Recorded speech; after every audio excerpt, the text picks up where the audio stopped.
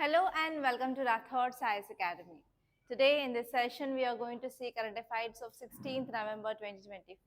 So actually there are very limited articles which are present in our paper relevant to our examination point of view. So we are going to see each and every article which is relevant from our examination. Okay, see this article guys.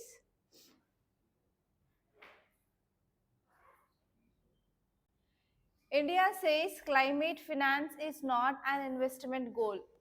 So recently what we discussed in our analysis that is in COP29, so developed countries need to provide this climate finance and they have to think that it should be a investment for this developed countries so that they will be having the future returns. But now what India is saying in this climate summit is it should not be an investment goal for developed countries. So India is opposing the statement of investment of this climate finance by these developed countries. So let us see this article in detail. And actually there is a very high chance of getting prelims based and mains based question regarding this COP29. So you have to be sure that what happened in this COP29. So once it is concluded on November 22, we will be getting the details like what are the highlights of the summit. So please make a note of that COP29 in your environment book. So in your environment where you wrote this UNFCC, so there you already wrote about the list of COPs, right? COP. So there you have to add about this COP29 as well and see the important highlights of this COP29. So write this notes in your environment. Okay, so now let us see this article in detail. So actually COP29 where it is going on? In Baku. Where is this Baku located? Azerbaijan. So where is COP28? Earlier COP28 happened? Huh? Okay, in COP27? At least you have to know COP29, 28, 26, 27 and 25. At least 5 years where they had held. Because there may be a chance of getting match the following question. Okay, in your prelims. So actually here in this COP29, now India said that climate finance should not be viewed as an investment goal for developed countries, but they have to feel that it is their responsibility.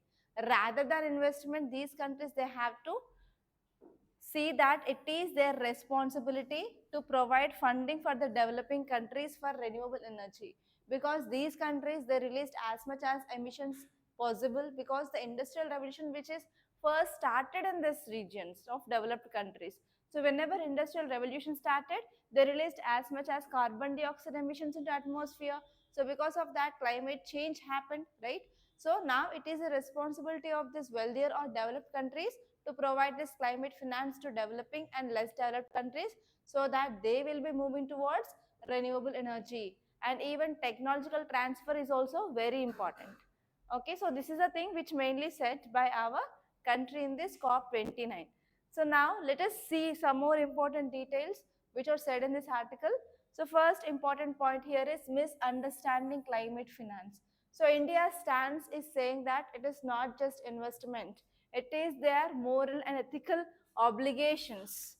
Okay, it is their moral and ethical obligations of these wealthier countries to provide climate finance. So here we should not misunderstand this climate finance. It is not just investment, it is their moral and ethical obligation.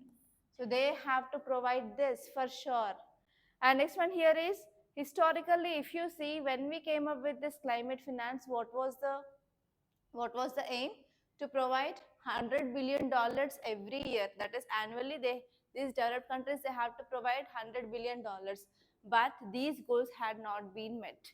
But some countries like OECD says that yes, these target had been met, but we don't know like where they had been used. So there are some misinterpretations regarding this climate finance historically. But now we need to focus on proper climate negotiations. And India is saying that it is not $100 billion, so we need to have 1.3 trillion dollar annually till 2030 from these developed countries to developing and least developed countries. So this is the target which is set by India now. And next one here is, if you see this COP29 conference, So actually we are establishing a new collective quantified goal, and especially in this COP29 we are focusing on urgent and substantial financial commitments are very much required to tackle this climate change effectively. And next one here is, this article is also saying that we need to have increased frequency of climate related disasters are happening. So there is increased climate related disasters. For example, there is increasing of heat waves, there is increasing of glacial lakes formation. So whenever there is increasing of glacial lakes, that is nothing but melting of glaciers is happening, that will leads to glacial lake outburst flood. And even there is increased volcanoes, increased what cloud burst, and increased heat waves, and increased sea level rise. So these are all related to climate change. So because of increasing of climate related disaster now we need immediate climate finance. So this is the argument which is made by our country. And next one here is, yes, finance as a development tool. So now climate finance is an integral part, not for just combating the climate change, but even if you want to achieve the sustainable development goals by 2030, so we need this climate finance, especially for developing and less developed countries. So will these countries, will they achieve the sustainable development goals by 2030 if they're not having any help from the developed countries? No. So that is the thing which is also said here. So it is very essential for broader development goals along with this environmental sustainability. So if you want to achieve that 17 sustainable development goals like zero hunger, zero poverty, well-being, and life under sea. So what are those other sustainable development goals? 17. Okay, clean environment. Next. Very good. 17 sustainable development goals. And you have to remember the number and what is that goal. Because if you're getting any question regarding poverty, you have to write sustainable development goal regarding poverty. For example, recently we discussed about health, which comes under well-being. That is sustainable development goal 3. So whenever you're getting the relevant topic in as a question in your mains, you have to include that sustainable development goal for sure. So you have to remember all these 17 sustainable development goals. It will be very useful for your prelims and as well as mains. And even India also said about collective responsibility. So it said that every country, especially developed countries, they have to come forward for this climate finance. If they are not giving, so we can't achieve this climate change targets. Okay. And here India said that we need $1.3 trillion annually till 2030, so that developing countries and less developed countries, they can achieve their commitments, or else it will be impossible. So this is the thing which mainly said, and here you have to see only one word, that is climate finance is not going to be the investment for developed countries. It should be their moral and ethical obligations. So this line that you have to remember, and whenever you are getting any climate finance related question, so try to write your introduction with this. So in COP29, India said this statement, it is not the investment for developed countries, it is moral and ethical obligations. So in this way, you can enhance your writing skills, okay? So see the second article. Manipur police recovered 3 bodies from Barak River. So what is the keyword here? Barak River. So Barak River comes under which drainage system? Peninsular or Himalayan river system? Okay, tell me, where is this Barak River located? Any idea? In northeast, which comes under Peninsular or Himalayan? Himalayan. Okay, so this topic which comes under your drainage system. So in this drainage system, you will be seeing about rivers. So how many types of rivers are there in India? 2 types, Himalayan river system and Peninsular river system. So in this Himalayan river system, how many rivers you will be studying? 3 rivers. First one is river Indus, next one is river Brahmaputra, and next one is river Ganga. And in Peninsular river system, we have 2 types again, east flowing rivers and west flowing rivers. So east flowing rivers, they will join in which sea? Bay of Bengal. And west flowing rivers, they will join in Arabian Sea. Okay, tell me this Barak river system, you said it comes into Himalayan river. So it is tributary of which river? Is it a tributary of river Indus? No. Yes, Brahmaputra. Okay. So here there is a very high chance of getting basic factual question regarding this Barak river, because there will be no question paper in your UPSC without a question regarding river system from Indian geography, and it is the most repeated theme. You can check. So 1 year you will be getting Indus river, 1 year you will be getting Brahmaputra, 1 year you will be getting river Ganga. So you can guess which river you are going to get this year. Okay, every year for sure there will be question regarding Himalayan river system. So actually, where this river Barak originated, any idea? River Barak originated at which place? Huh? Ah, very good. Okay, Barak river, it is also called as river Meghna, which originated from Japwo mountain in Manipur hills. So from Manipur hills, it had been originated. So it had been originated at an altitude of 3000 meters, that is at 3 kilometers from the sea level it had been originated, and it flows through south to the mountain terrain. Okay, and finally it will be forming as a tri-junction of 3 states, Assam, Manipur and Mizoram. So here you will be getting a question. So which of the following river forms a tri-junction of 3 states? That is river Barak. Or you may get a question like Barak river forms a tri-junction of which of the following states? 1, 2, 3, 4, 5, and there they will give 2 and 3 only, 1, 2, 3 only, like that you will be getting the question. So in these ways you will be getting the question from this Barak river. So it is forming tri-junction of 3 states, that is Assam, Manipur and Mizoram. Okay, finally this area is very important, that is this river takes hairpin bend and finally it will be entering into this Kachar district of Assam. And always this Kachar district of Assam is in use because of insurgency. So here again one more question is, so which of the following rivers flows through this Kachar district of Assam, and recent it is used because of insurgency issue and as well as Assam Rifles issue in Assam. Okay, and next one here is this river flows through Barak Valley of Assam, and actually it is also forming border between India and as well as Bangladesh as well. Okay, so that is the thing you have to remember. And see this map. Okay, so this river is Barak river. So open your atlas and see which are the tributaries and where exactly this Barak river is flowing. It is very important. And try to make a map of this. Yeah, see this article.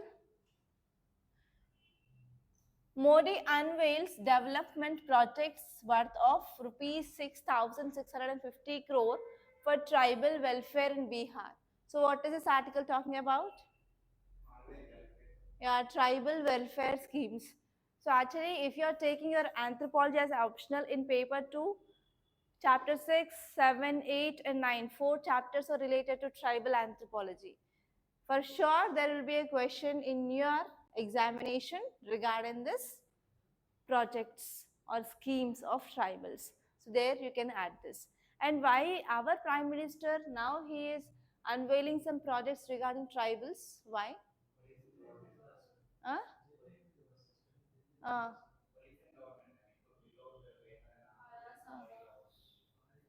Uh, I'm not talking about politics here from history point of view. Tell me something. Yes, okay. So because of 150th anniversary of Bhagwan Birsa Munda, so because of this, our Prime Minister, he unveiled some schemes. Okay, so what will be the advantages of this kind of tribal welfare schemes? So what are the problems of these tribals? So generally, what do you know about these tribals? Lack of? Okay, literacy level is very low. Next, where they will live? Tribals? In forest areas. So what are the problems of these people?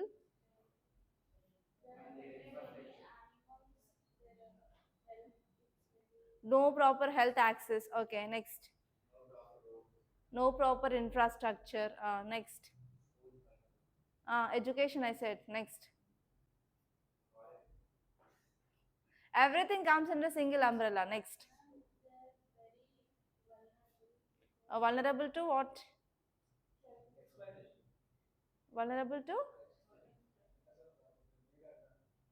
Uh, uh, okay, climate change. Okay. So what? Why we have to provide that schemes to these people then? Yes, inclusive development, inclusive growth. Next.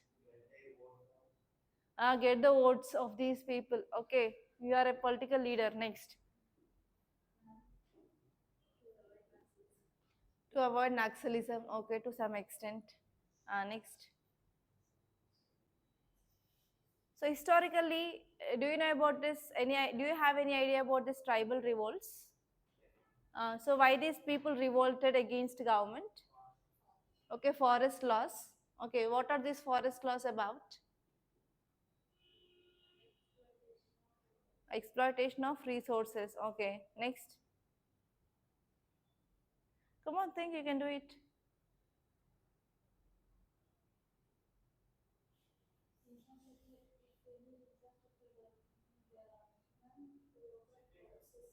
Shifting cultivation is objected, right? Next. So what is shifting cultivation? What is shifting? Okay. Uh, they will clear the forest area and they will go for cultivation. After some years, they think that there is decreasing of fertility of soil and they will be moving on to another patch of forest. So is that good for environment, shifting cultivation? No. Okay, whenever government is coming up with this kind of laws which are banning shifting cultivation, is it good or bad for environment? It is good, right? Why these people are against then? Lack of awareness. Okay. Okay, come on, let us go back. So I will be discussing about those in our anthropology classes.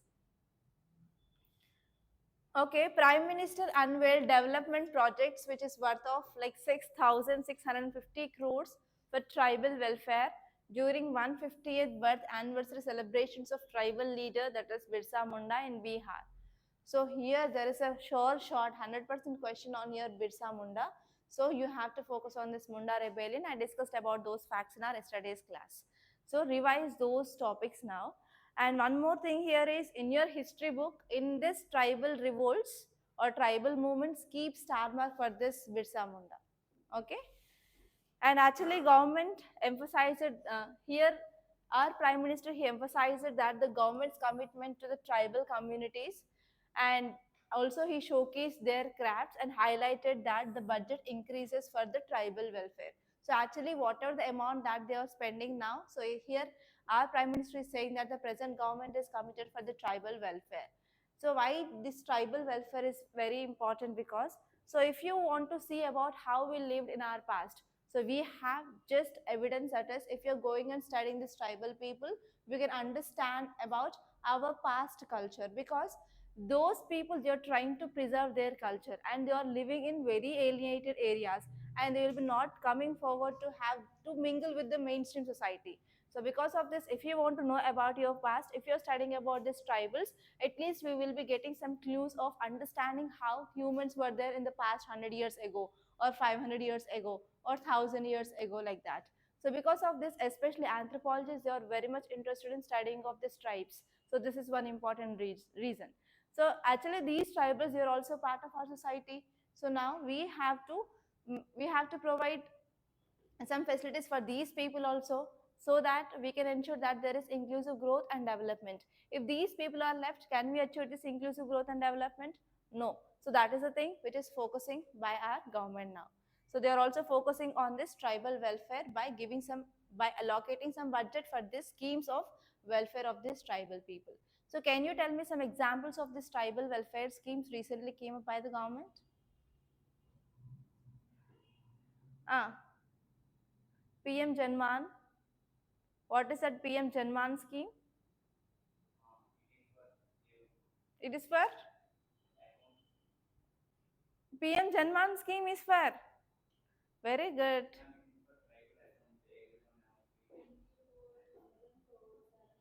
Uh, I don't want that number. Just tell me what is this PM Janman scheme is about. Srujna, PM Janman, Ravi, Mani, Madhav. It is for PVTGs. Who are these PVTGs? What is this PVTGs? Particularly vulnerable tribal groups. So how many are there in India? 75. So why we are calling them as PVTGs? What are this criteria? Okay, literature. Okay, there is very low literacy level. Next, what about the population? Decreasing or increasing? Decreasing of population. Next. Next, what is the criteria? How can we say certain tribal group as PVTGs? So can you tell me some examples of PVTGs? Ah, examples. Very good. Yes, less population. Ah, I want examples of tribes. There are 75. At least tell me two or three. Ah, tell all these things. So especially if you want to go get the examples of PVTGs, you can go to Andaman and Nicobar. So tell me examples of Andaman Nicobar tribes. Sentinelese. Next, Nicobaris. Ah, Andamans. Ah, there. Tell me examples. That's what I'm asking. It is very easy to remember the names of Andaman and Nicobar tribes. Ah. See this. At least remember. At least see that in your state, like you are some are from AP, some are from Telangana, some are from Karnataka. One boy is from Kerala. So see your state PVTs at least. At least you have to know which are the PVTs present in your state and make a list. Okay, so that at least you will be remembering your states, right? So actually this article is saying that government is focusing on tribal welfare. So why? Because it is a responsibility of government to uplift these marginalized communities so that we can ensure inclusive governance. And next one here is even culture heritage is very important. So here every person have the right to protect their culture, and these tribal people, they are striving a lot for the protecting of their culture. So actually here we are celebrating this Birsa Munda legacy as the government reinforces the culture significance of tribal leaders. So actually these people, they fought a lot during our independence, and as well as they also uh, focused especially on the protecting of their culture. They did revolts against this British government to protect their culture. So those things that we are going to celebrate their pride and as well as their identity among the tribal populations. And especially we are focusing on commitment to the representation. So who is our president now? She belongs to which tribe? Santal tribe. So here this example of our president from a tribal community showcases about especially the present government commitment towards representation of this tribal people. So if there is no proper representation of the tribes in our politics, can these people problems can be heard? No. So always minority problems will be get no voice if there is no proper representation. So if we are empowering them, so if government is taking such a steps, then that will lead to tribal empowerment. So whenever tribal empowerment is happening, then only they will come forward and enter into the politics, and their problems will be heard, and for their problems the solutions will be given, so that we can increase the standard of living of these people. So for this, yes, our present government is saying that we are especially focusing on empowerment of the tribals. So it is one example. So we have a present president from the tribal community. And next important point which is said here is we are also focusing on strengthening of local economies. So whenever we are focusing on the schemes of these tribes, whenever we are providing proper infrastructure, proper development in these areas, obviously we can create local economy, local employment opportunities, and even we can also focus on the tourism, and as well as we can focus on culture preservation as well as improving of trade, because these tribes they mainly involve in trade of non-minor forest produce like honey, like that. So here if we are providing proper empowerment, so we can also improve the trade of non-minor forest produce. And next one here is, even our government is focusing on this vote bank, some of you said, right? So if government is giving this kind of ensurements or like this kind of schemes or empowerment of these tribals, so obviously they can earn the vote bank. So it is also an example of vote bank politics. And next one here is, government is focusing on community engagement.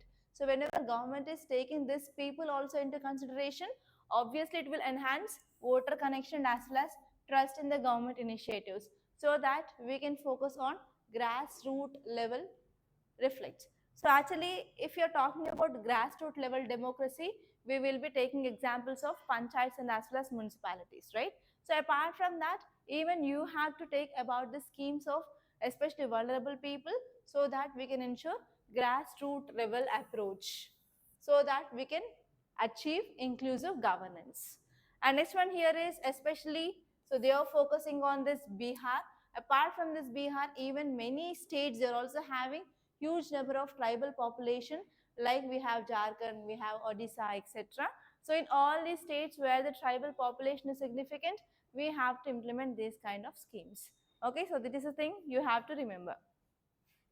And see this article. India voices dissent against trade barriers linked to emissions. So what is this article is about? Trade barriers linked to emissions. So what is this trade barriers? Tariffs. Tariffs are nothing but duties or taxes, that is, for example, import duty or export duty. You know that. Okay. So how these taxes are linked to emissions? So can you give me any example? Yes, carbon trading tax. So which country came up with that recently? European Union? Okay. So actually this article is saying that whenever developed countries are coming with kind of trade barriers related to emissions, it will be leading to the fair and free and fair trade? No, right? So it will be affecting especially trade of developing countries. So because of this, India objecting European Union's trade barrier tariff. Okay, so that is a thing. Okay, now let us see. So that trade barrier tariff is called as CBAM. CBAM is nothing but carbon border adjustment mechanism. So here there is a chance of getting question regarding carbon border adjustment mechanism of European Union, and it came into effect from October 2024. That is in the last month itself it came into effect. So according to that, what it says is, if any country is exporting any goods, if they are not following this carbon dioxide emission norms, they will be imposing tax on that products, so that the cost will be increased. So I will be giving you one flow chart so that you can clearly understand that. So for example, here we have European Union, guys. So here we have India. So in India, we are having many companies. They will be producing goods. Okay, so these goods that we are exporting to countries. Okay, we are exporting those goods which are produced in our country to other countries. For example, if you are exporting to European Union, so European is having carbon adjustment border management system, CABM is there. So according to this, it is say that if there is any country, if they are not following the norms of carbon dioxide emissions, this country will be imposing tax. So as you all know that India is the third largest emitter of carbon dioxide, and even there is a recent report that in this year we increased 0.8% of carbon dioxide emissions. So because of that, that led to overall 4.6% of increasing of global warming, because of increasing of just 0.8 emissions of 0.8% of emissions of carbon dioxide. If we are exporting those goods to European Union, obviously it will be imposing tariff. So because of this tariff, what happened? The price of Indian goods will be increased. So because of this, what happened, if these goods are going to European Union, so whether our Indian goods are becoming competitive? No. Our goods will be costly. So if the goods are becoming costly, will these people of European Union, will they buy our Indian goods? No. So because of this, can we ensure free and fair trade? No. So that is the thing which is said by India. India is objecting this CABM of European Union now. Okay, clear? Okay, let us see this article in detail. So, India has expressed strong opposition to trade barriers which are linked to carbon emissions. So, these things which mainly said in that COP29 itself. Okay, so India criticized protectionist measures that unfairly burdening developing nations, particularly targeting European Union's carbon border adjustment mechanism. So under this carbon border adjustment mechanism, they are imposing taxes on non-compliant. So if countries are not following this carbon dioxide emission targets on these countries' imports, they are imposing taxes so that the price of that goods from that country is increasing. So we are not ensuring free and fair trade. So because of this, it is increasing burden on developing countries like India. So we are not going to grab the markets of European Union now. Clear? Okay, now let us see here what are the things which mainly said. So here India is showing discontent or which is dissent highlights there is increasing of tensions among nations over unilateral trade measures. Because of this, it is affecting the development of the countries and it is also affecting climate justice. And next one here is because of this CBAM, so it is especially having impact on low income countries because these countries, they don't have the proper finance to move towards renewable energy, they don't have even proper technology. How can they address this climate change? No. So this is one important thing. Okay, and next one here is especially now basic countries, they are against this CABM. So which are these basic countries? Brazil, South Africa, India and China. Write down this: Brazil, South Africa, India and China. They form a grouping based on agreement in year 2009. And now these basic countries, they are against this CABM now. Okay, and next one here is India's choice to avoid directly naming CBAM, which reflects a strategic approach to diplomacy. And actually we want to maintain a proper atmosphere at this United Nations climate talks, and we want to voice our concerns like how these developing countries are having impact on this climate change. So what they need, what are the challenges especially these developing countries have, and what are the solutions we need probably. So all these things which are mainly raised by now basic countries in this COP29. And especially CBAM is set to take full effect in 2026. Actually it had been came into effect in 2024 October itself, but fully it is going to be taken into effect from 2026. So because of this, it is going to have the impact on global trade relationships. So we need to have the proper agreements and regulation before proper full set implementation of this CBAM. So this is the thing which mainly said. Okay, let us see the next article. Universities are different from religious institutions. So what is this article talking about? Any idea? Not madrasas. Universities. Aligarh Muslim University. Why this Aligarh Muslim University is in news? Because it got minority status. So actually earlier in 1967, the Supreme Court gave a judgment that it was not a minority institution, it was a central university because it is especially giving the admissions for even non-Muslim students as well. So when we can say that minority institution is, so that should be giving only admissions to the minorities and that should be managed by only minorities, then only we can say that so and so organized as a minority university. Okay, but now here in 1967 it said that it is not a minority university, it is a central university. But now finally in 2024 Supreme Court reversed that judgment and said that Aligarh Muslim University is a minority university because it had the roots from, it was founded by Syed Ahmed Khan. So based on the founder also we can give that status. So Supreme Court said that it is a minority institution. So let us just see that thing. Already we had discussion in our classes. Yeah. So based on that only they gave this 2024 judgment. And see this article, India needs a globally recognized public policy school, public school policy. So what is this article talking about? Public means Government schools policy. So what is this public school policy? Any idea? Afternoon afternoon meals. Okay. So what is that program? Midday meals. Okay. What is this public policy? Why we need this public policy now? What are the problems in our schoolings, especially in government schools? Okay. Recently, so many government schools were closed. Why?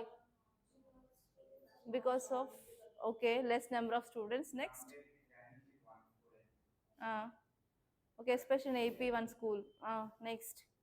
What are the problems in our public schools or government schools? Huh? Okay, basic infrastructure not there. Next. What about books? What about the standards of education?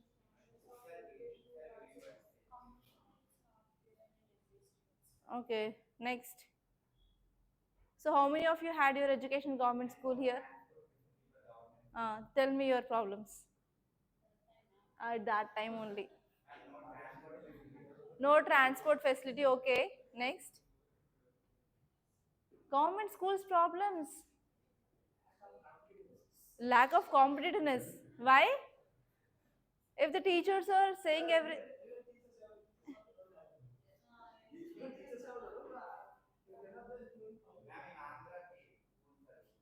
in Andhra Pradesh schools are good. Okay, what about across the nation, throughout India?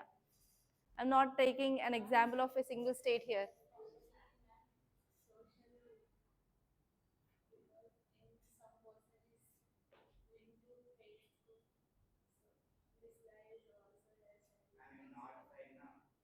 Uh,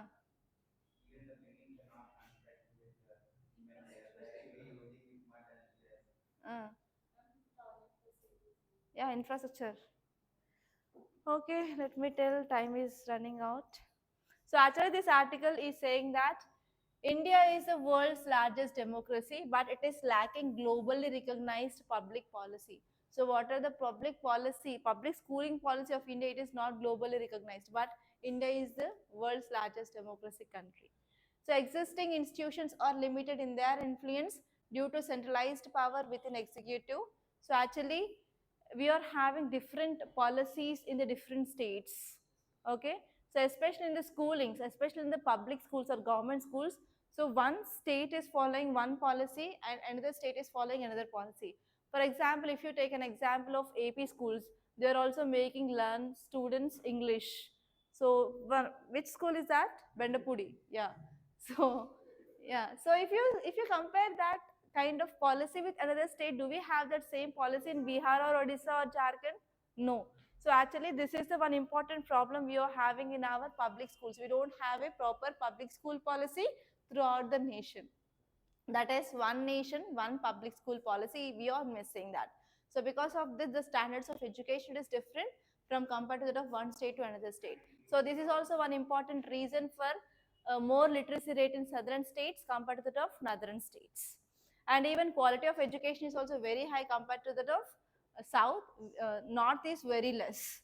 Okay, now let us see the things which said here is, so in India we have absence of prestigious public school policy. So because of this, the influence on the global governance and especially sending bright minds abroad for training. So this gap which highlights that we need robust institution that nurture domestic talent. And even if you go to one school to another school, even private schools also, there they will be having lot of autonomy and they will be designing their own curriculum. For example, if you go to Narayana and Chaitanya, their curriculum is different.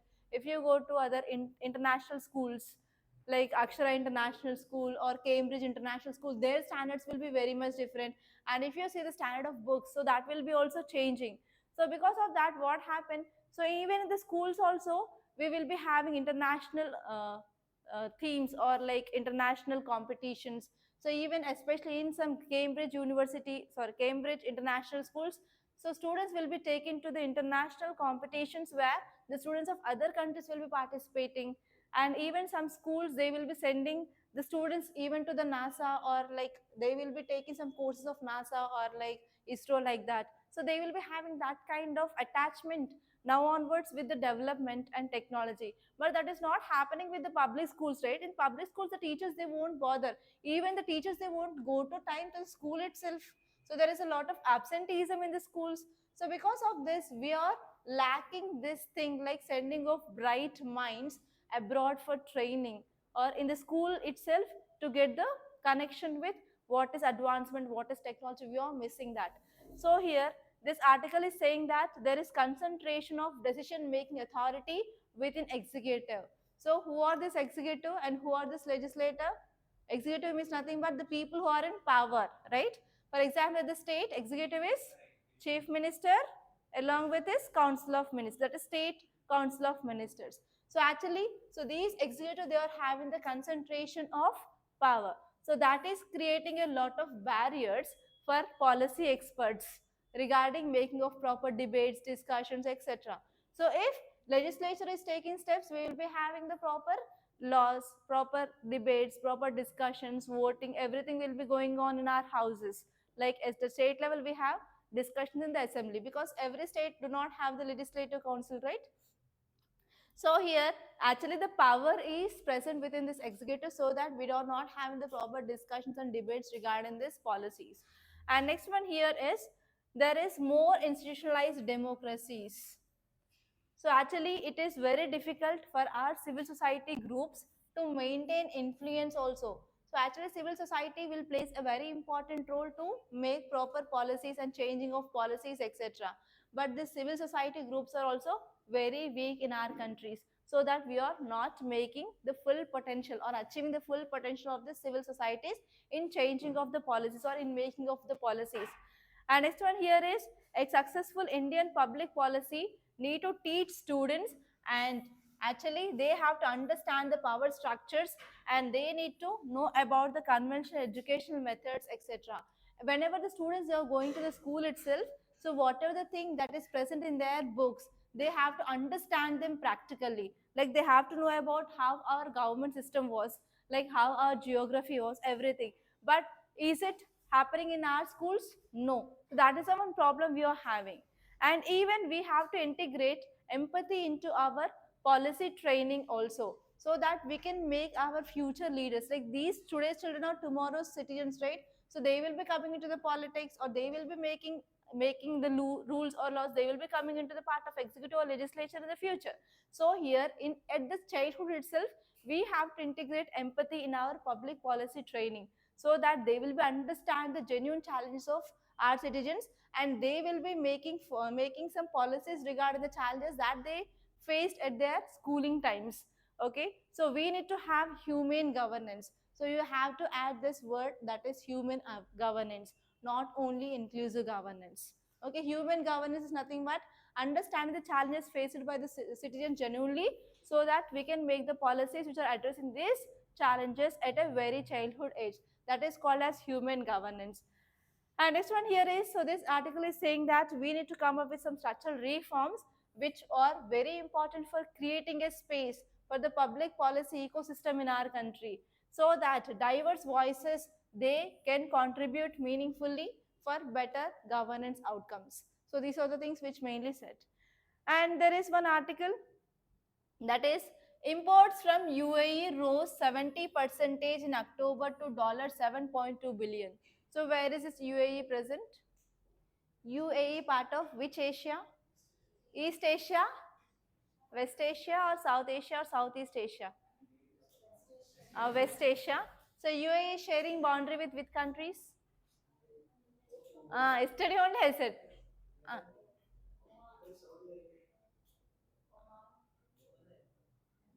so recently, what are the developments with India and UAE relations from international relations? Uh, UAE delegates or diplomats, they came to India. What were the agreements? Okay, tell me. So we are increasing our imports from UAE. So which products we will import from UAE? West Asia is rich in Srijna, oil. Next, next. Uh, What about any technological things? Tell me. So why there is increasing of imports suddenly from UAE? What might be the reason? What might be the reason? Free trade agreement. Yes, we recently finalized this free trade agreement. So because of that, there is 70% of increasing of imports. So here there is a chance of getting question regarding free trade agreement. So what is this free trade agreement and what are the advantages of free trade agreement? There you can add this example that because of free trade agreement between India and UAE, 70% of imports had been increased. So that led to increasing of trade between India and UAE. So here there is a very high chance of getting this question. So this thing. So major goods imported from UAE are, as you said, mineral oil or crude oil, next chemicals, essential oils, perfumes, precious and semi-precious stones, iron and steel products, copper, nickel and aluminium goods. So all these things that we got. So please make a note of this. So there may be a question like recently increasing of imports from UAE happened to 70%. Which of the following goods that we imported? So they may give 1, 2, 3, 4, 5 and they may ask which are correct or which are incorrect. So try to write this. And now UAE is the third largest trading partner with India. Yeah, so now UAE is the third largest trading partner. You have to write these two data in your current affairs notes. Okay, clear? So these are the important topics that appeared in our today's Hindu newspaper. So by this I'm concluding. Thank you so much guys for watching and please do like this class, and I'm also providing daily current affairs quiz and also daily one mains question and the word of the day in our Telegram channel. So please do join that channel. The link is given in description box. And don't forget to subscribe to Rathods IAS Academy channel. And I'm also providing a lot of strategical videos for your prelims. So please do follow our channel for sure.